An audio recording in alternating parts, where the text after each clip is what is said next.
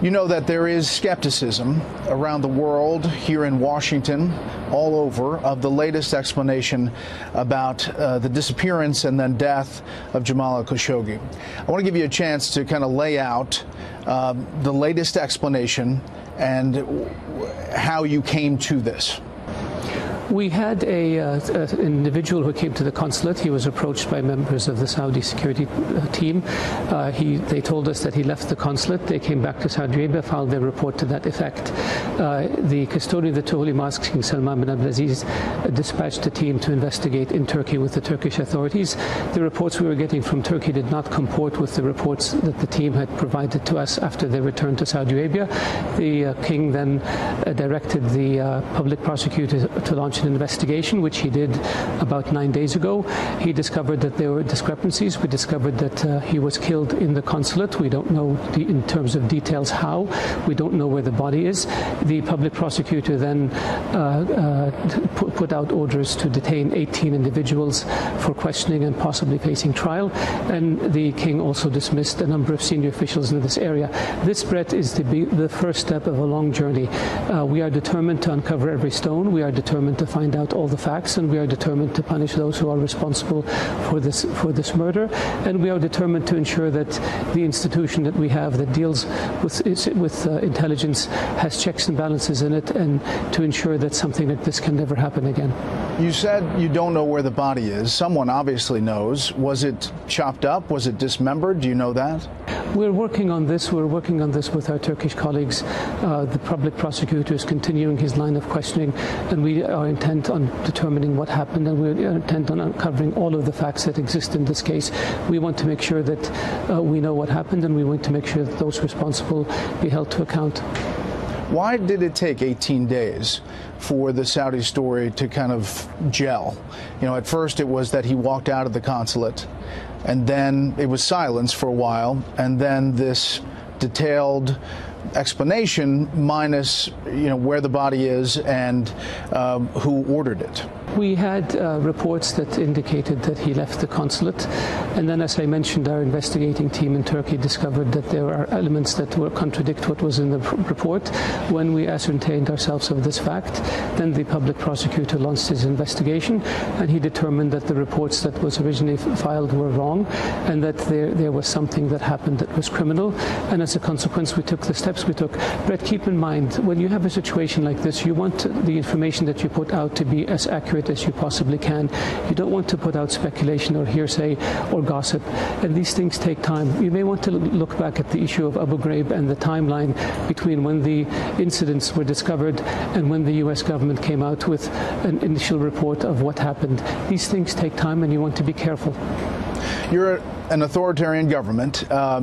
You're saying that the Crown Prince, Mohammed bin Salman, did not know about this at all, even though there are members of this 15-person team that are closely aligned with him? Well, Brett, first of all, we're not an authoritarian government. We're a monarchy. We have our checks and balances. We have our systems. The individuals who did this outside the scope of their authority. There obviously was a tremendous mistake made, and what compounded the mistake was the attempt to try to cover up. That is unacceptable in any government. These things unfortunately happen. We want to make sure that those who are responsible are punished, and we want to make sure that we have procedures in place that prevent it from happening again.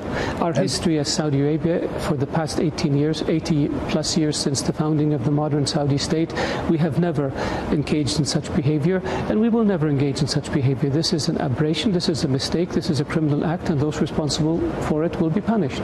To the original question, did the Crown Prince know anything about it, if there were people closely tied to him involved in this operation? There weren't people closely tied to him who were involved in this operation. There were pictures of some security officers who may have been part of his security detail from time to time, but this is normal. Security people who deal in security details rotate among different officials, both domestic and foreign. So having somebody in a picture does not imply that they're close at all. The Crown Prince has denied this. The Crown Prince is not aware of this. Even the senior leadership of our intelligence service was not aware of this. This was an operation that was a rogue operation. This was an operation where individuals ended up exceeding the authorities and responsibilities they had. They made a mistake when they killed Jamal Khashoggi in the consulate, and they tried to cover up for it. Yeah. What do you say? Do you believe that the Turks have audio of what happened in that consulate? I don't know. They have said they have audio, but we haven't heard it, and I don't know any other government that has access to those audio tapes. Do you believe that the U.S. intelligence community has some kind of intercepts that suggest a high-level understanding of this operation? I don't know, and I would imagine that if they had, they would have told us about it. And so I see a lot of speculation in the press. I see a lot of hearsay, and I see a lot of gossip. And I just caution people to be cautious, let the investigation in Turkey and in Saudi Arabia unfold.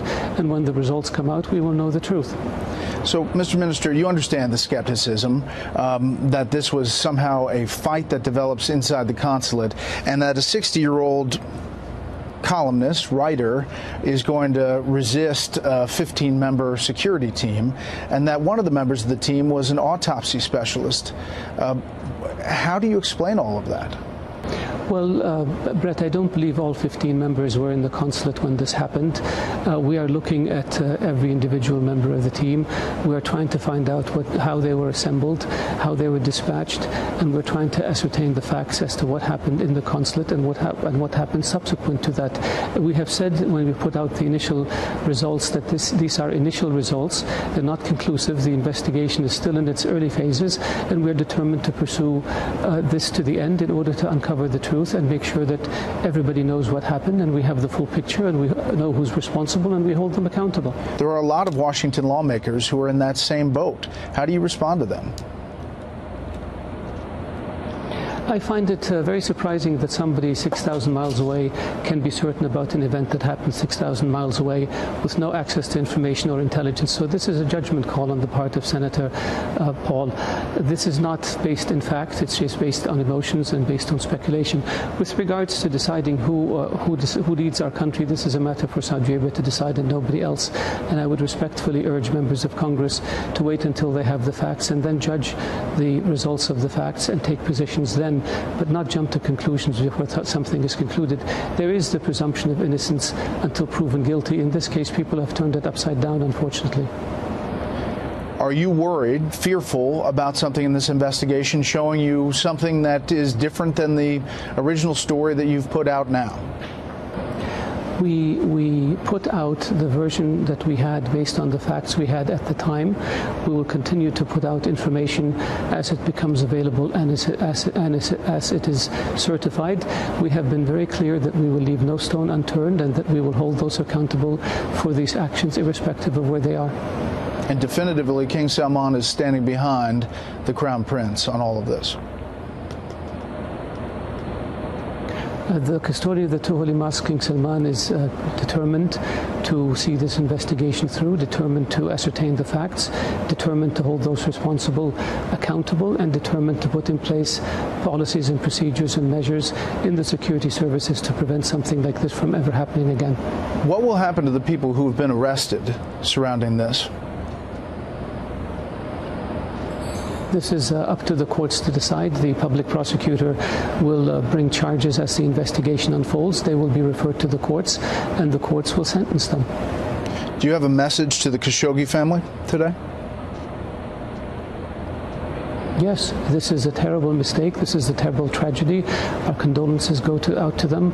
We feel their pain, and I wish this didn't happen, and I wish that this could have been avoided. Unfortunately, a huge and grave mistake was made, and I assure them that those responsible will be held accountable for this. Last thing, Mr. Minister, you spent a lot of time as the ambassador to the U.S., now as foreign minister. How concerned are you about the future of the U.S.-Saudi relationship after all this? The U.S.-Saudi relationship is a historic and strategic one. We have great interests that we share together. We have a great trade relationship. We have security issues that are critically important to both of us. We work very closely on combating terrorism and extremism, on containing Iran's aggressive policies in the region, on trying to bring peace to the Red Sea and the Horn of Africa, on trying to bring peace to Afghanistan, Pakistan. The relationship is a hugely important strategic relationship for both countries. I believe that when the investigation is over and the facts are revealed and people know who was responsible and see those individuals being punished and see procedures put in place to prevent this from happening, that the relationship will weather this.